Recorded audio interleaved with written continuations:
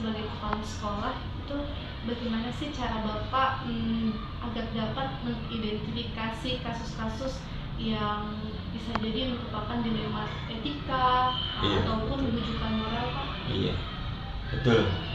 Jadi kita memang dihadapkan oleh tadi dilema itu antara, walaupun antara yang baik dengan baik, benar dengan benar, itu tentunya kita harus juga mengidentifikasinya sehingga kita bisa memutuskan satu masalah atau kasus itu dengan bijak, dengan baik. Jadi memang ada kepentingan, tapi harus diutamakan memang kepentingan dinas atau kepentingan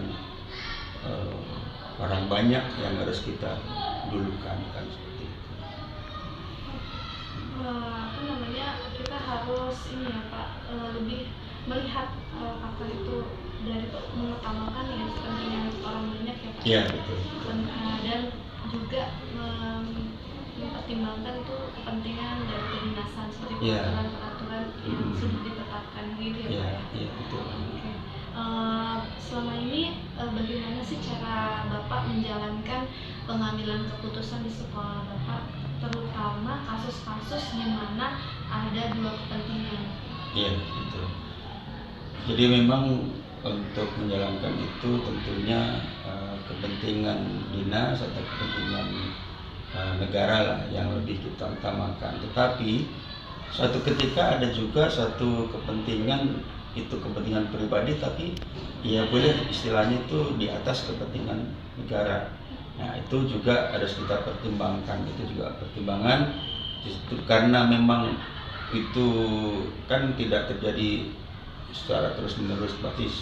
Nah kalau untuk kepentingan negara kan bisa kita tunda. Jadi ada satu kasus atau satu masalah atau satu kepentingan yang tentunya harus kita lebih pentingkan, lebih utamakan daripada kepentingan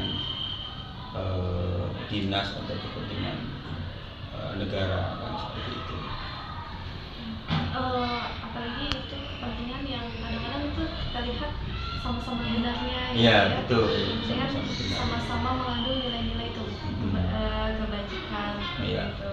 Jadi kita harus melihat ya permasalahannya apa, baru diambil keputusan. Misalnya contohnya misalnya nih kita ada tugas mengajar hari itu.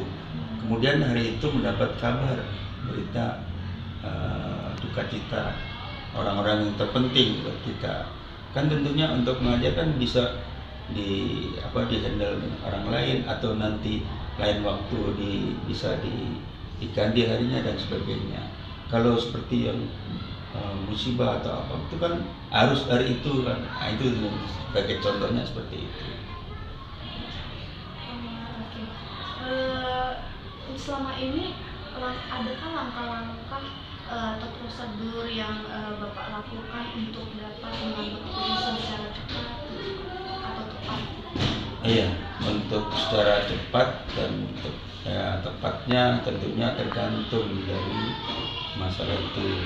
Ketika kita sudah memahami suatu kasus atau suatu masalah atau suatu pilihan, ketika memahami dan sudah kita sampaikan kepada yang mungkin yang pihak yang bermasalah itu dan sebagainya, itu tentunya lebih mudah untuk menyelesaikan secara cepat dan tepat. Gitu. Semua itu tadi tergantung ya kita bisa berkomunikasi. Komunikasi yang sangat penting ya Pak. Betul. Semuanya bisa dicarikan solusi yang terbaik. Lalu hal-hal apa saja yang selama ini Bapak anggap efektif dalam mengambil keputusan pada kasus-kasus terutama dilema etika, Pak? Iya, untuk efektif dan tidaknya itu tadi tergantung kasusnya, tergantung permasalahannya. Kemudian kita bagaimana mengatasinya supaya efektif tadi ya, kita mungkin katakanlah sedikit agak melihat diri kita dan kita bisa menyesuaikan, bisa masuk dalam masalah itu. Artinya ketika mau menyelesaikan, kita pahami dulu, kita itu tentunya itu lebih efektif, itu ya lebih efektif lah, intinya seperti itu. Hal apa saja yang selama ini menjadi tantangan dalam mengambil keputusan pada kasus-kasus yang dilema etika yang sudah Bapak alami? Iya, tantangannya yaitu kembali lagi kepada diri kita, diri saya. Apakah saya bisa? Nah, tentunya bisa enggaknya itu kan kita lihat permasalahannya, dan ego kita harus kita kesampingkan dulu.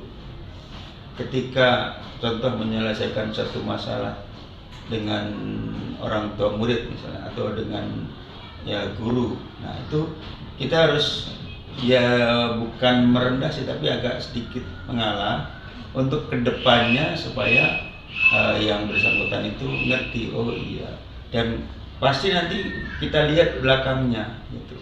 Jadi kalau kita sama-sama tingginya, sama-sama mempunyai argumen gini ya nggak akan selesai gitu masalahnya. Jadi kita agak sedikit mengalah, nggak masalah gitu. Itu sudah banyak tuh yang saya pengalaman seperti itu. Belum lama juga di sini seperti itu ada.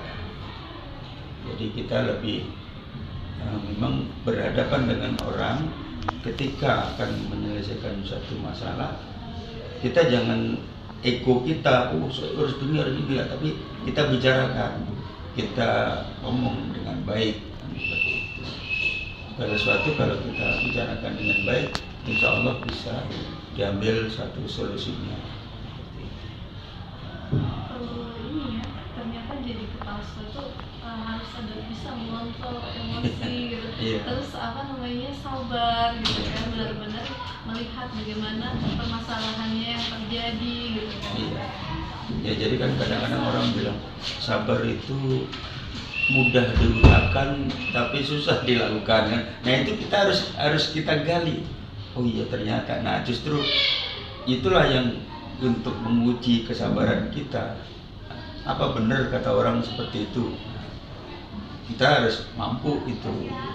Pernahkah Bapak saat pengambilan keputusan ada emosi gitu, gitu? Pernah nggak ada saat-saat seperti itu, Pak?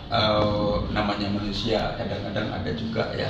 Tapi kalau kita cepat menyadari, oh iya, harusnya nggak seperti itu ya. Harusnya saya harus begini. Nah, itu memang itu susah, agak susah, dan kita ya selalu, selain kita berusaha ya, tentunya kita setiap mau menghadapi masalah tentunya ada permintaan atau permohonan, gampangannya doa atau bacaan apa, tentunya walaupun itu diucapkan dalam hati, itu juga merupakan satu yang membantu. Tidak lepas dari kita minta pertolongan pada Allah Subhanahu wa Ta'ala. Luar biasa ya, Pak. Alhamdulillah. Saya melihat itu ketika di lapangan ya, maksudnya di keseharian di pengambilan keputusan setiap hari, bahkan setiap momen itu kepala sekolah harus sigap, harus benar-benar cepat gitu, dan keputusan itu harus tepat gitu kan. Luar biasa, Pak. Apakah Bapak memiliki jadwal tertentu dalam menyelesaikan suatu kasus, Pak, dilema etika itu? Kalau untuk yang sudah terprogram, yang sudah misalnya bukan masalah ya, aturan-aturan seperti ini sudah terprogram ya, kita ada jadwal atau ada waktu-waktu yang harus kita jadwalkan. Tapi kalau seperti kasus-kasus atau masalah dilema-dilema yang kira-kira yang mendadak atau yang istilahnya itu yang pada saat itu harus selesai insidentil gitu, memang kita harus ya itu tadi, sikap harus, intinya itu tadi, kita begitu ada masalah, kita harus segera tahu masalahnya dan harus segera menyadari untuk menyelesaikan masalah saya harus begini kan seperti itu.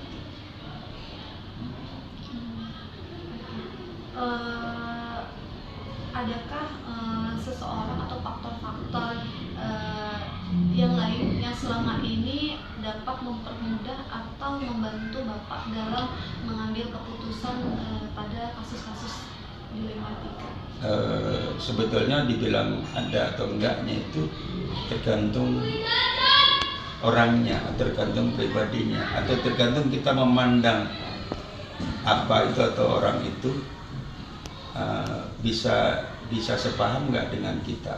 Walaupun mungkin itu atasan kita yang kita harapkan bisa membantu, ternyata setelah saya sampaikan kok malah menjadi runyam.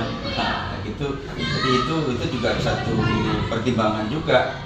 Gitu. Jadi kita lihat orangnya juga, kita lihat siapa itu juga itu yang membuat bisa membantu. Jadi memang utamanya kalau kita kembali kepada ini yang bisa membantu ya hanya Allah Subhanahu wa taala.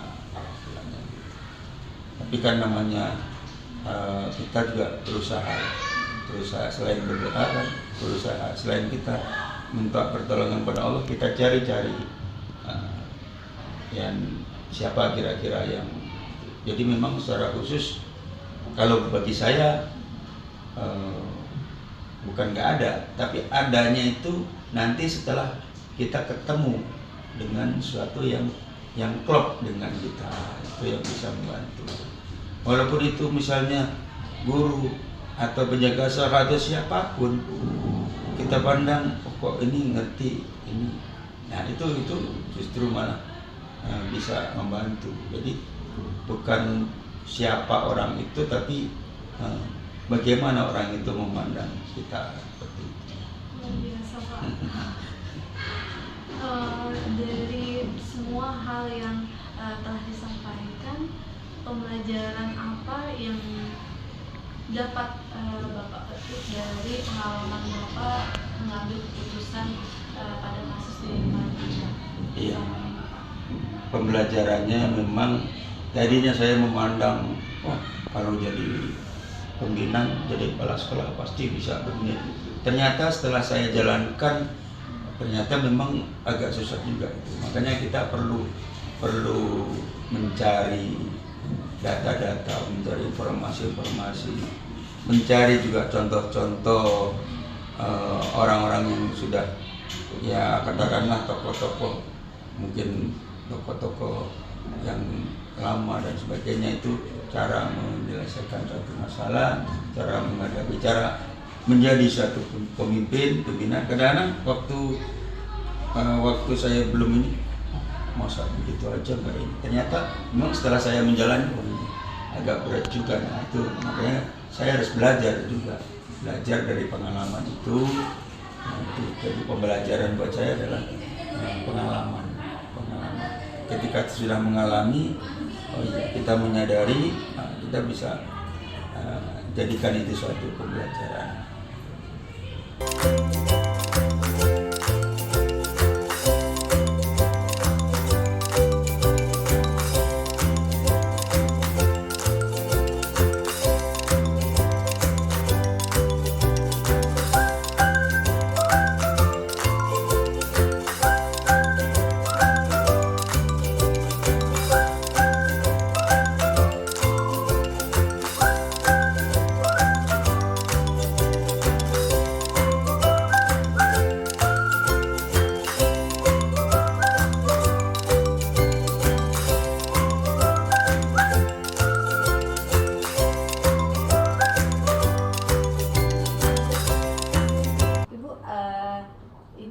Terkait dengan kepala sekolah kan selalu menghadapi kasus-kasus ya, kasus berat ya Bu ya Bu, dari mulai guru, kemudian orang tua murid, bahkan sampai LSM atau wartawan ya Bu ya.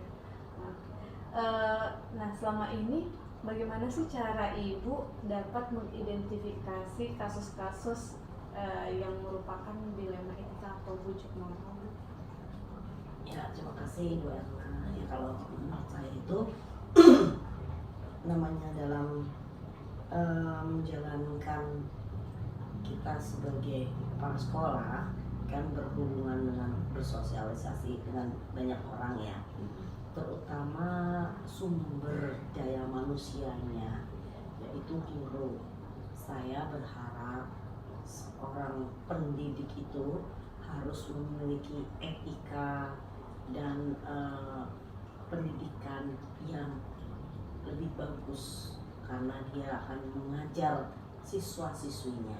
Jadi sebenarnya masalah pendidikan itu kan haknya dari si guru sebagai pendidik, tetapi sebagai kepala sekolah kita mengarahkan jika dia tidak menuntaskan pendidikannya, misalnya hanya D3, itu nanti peluang dia di kemudian hari tidak akan mencapai hasil yang maksimal karena peraturan itu pasti akan berubah. Dulu guru mungkin bisa D3, tapi tiba masanya guru itu harus S1, bahkan harus S2, dan lebih dahsyat lagi guru itu harus S3. Kenapa? Karena tuntutan profesionalismenya. Jadi seperti kasusnya di sekolah kami di Pondok Kelapa 07, saat dia tidak mau kuliah selama 20 tahun, maka ketika dia bertemu dengan saya arahkan, Bapak harus kuliah. Jika tidak kuliah, ya itu, saya tidak akan menandatangani berkas KKI Bapak. Nah, dengan di situ dia merasa tanggung jawab dan alhamdulillah guru tersebut sudah kuliah. Mudah-mudahan nanti dia segera lulus dan dia dapat meraih target yang lebih baik lagi, bisa menjadi P3K dan menjadi guru yang baik. Berarti ibu itu ketika mengidentifikasi kasus itu pastinya melihat ya memperhatikan lagi kembali permasalahan yang terjadi. Yeah. Kemudian ibu, saya lihat ibu berkomunikasi dengan guru tersebut ya. Dengan komunikasi itu ibu memberikan arahan. Yeah. Terus ibu juga menjelaskan peraturan-peraturan yang sesuai yang seharusnya dilakukan Yeah, ya ibu ya. Oke, baik Bu. Nah, selanjutnya ibu, saya mau bertanya kembali bagaimana ibu menjalankan pengambilan keputusan di sekolah ibu, terutama kasus-kasus yang adanya dua kepentingan dari mungkin dari pihak guru, ada juga kepentingan yang peraturan yang harus ibu tuntaskan gitu, ibu lakukan gitu. Oh iya, jadi saya itu beranggapan bahwa sebagai pendidik kita harus beretos kerja maksimal, dan untuk membuat siswa itu juga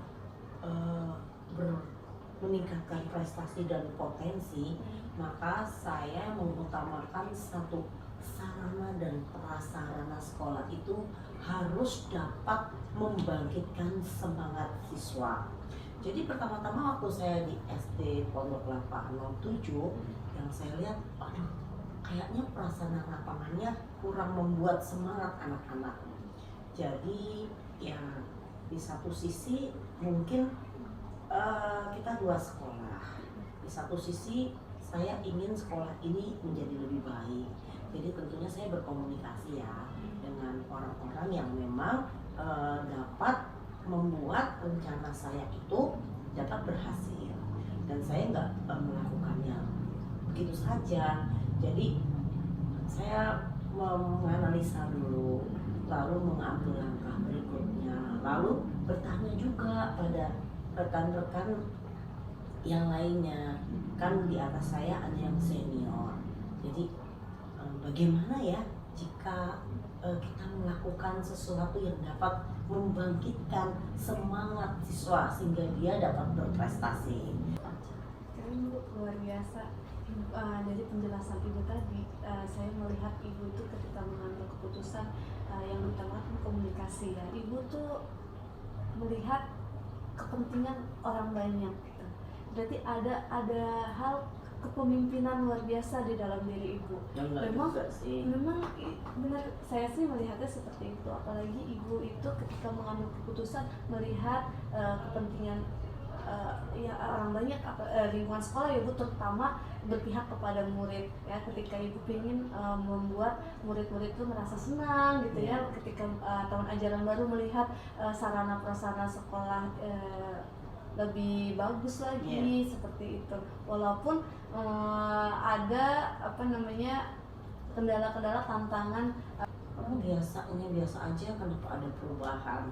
Kadang dilihat dari sisi positif, kadang melihatnya dari sisi negatif. Tapi saya nggak pedulikan itu.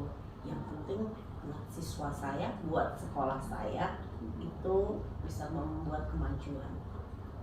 Biasa dengan ibu tuh ketika banyak tantangan, banyak orang lain merespon hal yang kurang merespon dengan baik ya Bu ya, terus ada lagi banyak yang tidak suka gitu dengan perubahan-perubahan yang ibu lakukan, tapi ibu tetap kuat ya dengan menghadapi itu semua. Itu kan pilihan, itu kan resiko. Sebagai pemimpin nggak apa-apa mereka nggak senang, nggak apa-apa.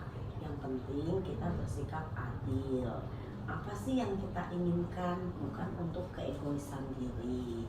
Kalau dia nggak senang, karena dia tidak paham apa sih maunya si pemimpin ini, ya kan? Dan saya tentunya dalam pengambilan keputusan juga tidak egois. Mengajak bendahara saya bicara, mengajak wakil saya bicara, mengajak senior saya bicara. Jadi mereka ya antusias, walaupun kalau yang biasanya speednya itu 40 ya kaget gitu ya. Tapi alhamdulillah guru-guru berusaha seimbang. Ya, proses-proses yang ibu lalui ya, komunikasi dengan teman sesama guru, wakil senior ya Bu ya, terutama ya Bu, itu alhamdulillah bisa berjalan dengan lancar ya Bu ya. Pelaksanaan itu tadi dari keinginan ibu membuat suasana baru di lingkungan sekolah. Langkah-langkah prosedur apa saja yang biasa ibu lakukan? Tadi ibu sedang melakukan komunikasi ya, terus selain itu selanjutnya apa ibu? Ya, satu, kita harus berkomunikasi dengan baik dari berbagai unsur. Lalu kedua, menganalisa dulu. Kira-kira kalau saya lakukan itu apa ya dampaknya. Nah, tapi juga sebelum menganalisa ada perencanaan. Nah, saya merencanakan lalu melakukan kegiatan gitu. Lalu setelah itu ya punya dukungan dari pihak guru, dari pihak orang tua. Itu sangat penting Bu. Seorang pemimpin tidak dapat dikatakan maju jika dia tidak mendapatkan dukungan dari rekan-rekannya, dari guru-gurunya. Karena guru bukan pembantu kepala sekolah. Guru itu rekan kerja. Demikian juga dengan orang tua murid. Orang tua murid adalah setara dengan kita. Mari dirangkul sehingga dia tahu yang biasanya di sekolah ini tidak ada apa-apa, kok sekarang banyak kegiatan. Ternyata mereka lebih senang gitu. Jadi tadi tahapannya komunikasi, perencanaan, pelaksanaan, menganalisa. Itu kalau yang saya lakukan. Oke Bu. Dalam mengambil keputusan, saya itu meminta pendapat dari senior, dari rekan guru muda, dari wakil saya, dan dari ibu komite gitu. Tetapi keputusan tetap ada di tangan kepala sekolah untuk melakukan yang hal yang terbaik untuk sekolah ini, karena kemajuan sekolah ini yang utama buat saya pribadi. Keren Bu. Oke, sekarang satu pertanyaan lagi nih Bu. Dari semua hal yang telah Ibu sampaikan, pembelajaran apa sih yang dapat Ibu petik dari pengalaman-pengalaman Ibu dalam mengambil keputusan, terutama kasus dilema etika Bu? Kayaknya kita harus hati-hati dalam melangkah. Bagi kita pribadi, langkah kita itu tidak salah, tetapi pandangan orang lain itu salah. Dan di dalam kehidupan sosialisasi sebagai pemimpin mempunyai banyak anak buah dengan karakter yang berbeda-beda, harus teguh dalam pendirian. Jika guru itu melakukan kesalahan, maka kita jangan ikutin apa kata dia, tapi ditelaah dulu dia benar atau tidak. Kalau dia salah, ya jangan diikuti, jangan kita takut. Kita harus mandiri. Itu kepala sekolah yang jarang dimiliki oleh kepala sekolah. Nanti takut jadi bersembunyi, ya kan? Tidak menyelesaikan masalah. Bagi saya, jika ada masalah, hadapi semampu kita. Apalagi terutama jika masalahnya itu dari internal kita sendiri. Kalau tidak kita selesaikan dengan tuntas sampai akarnya, maka akan jadi duri dalam daging. Kita juga diremehkan, ya kan? Jadi harus tuntas. Makanya sebagai pemimpin harus punya pendirian teguh. Jangan mudah tertiup angin goyang-goyang. Ya, apabila dirasa benar, laksanakan. Jangan takut. Gitu loh. Itu udah resiko. Kalau takut, ya mundur. Jangan jadi pemimpin. Jadi anak buah aja. Enak.